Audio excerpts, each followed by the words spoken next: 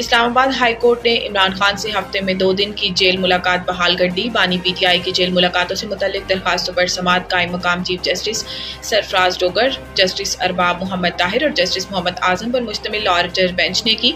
वकील jail superintendent Adiala jail ने अदालत को बताया कि दिसंबर तक इसी SOPs के तहत जेल मुलाकातें कराई जा रही हैं। जनवरी के बाद स्टेटस तब्दील हुआ, सिक्योरिटी थ्रेट्स भी थी। वकील का कहना था कि जेल मैनुअल के मुताबिक बानी पीटीआई की मंगल के रोज मुलाकातें करा रहे हैं। जनवरी के बाद बानी पीटीआई का स्टेटस अंडर ट्रायल कैदी से सजा याफ्ता कैदी बन गया। कायम मकाम चीफ जस्टिस का कहना था कि हर बंदा दरखास्त लेकर आ जाता है कि मेरी भी जेल में मुलाकात कराई जाए, जिस पर वकील जेल सुप्रिंटेंडेंट ने कहा कि ये जेल मुलाकातों को सियासी मकासद के लिए इस्तेमाल करते हैं।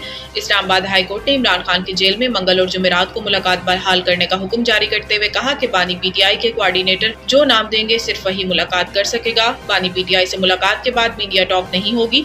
जो भी बानी पीटीआई से मिलेगा वो मीडिया टॉक नहीं करेगा।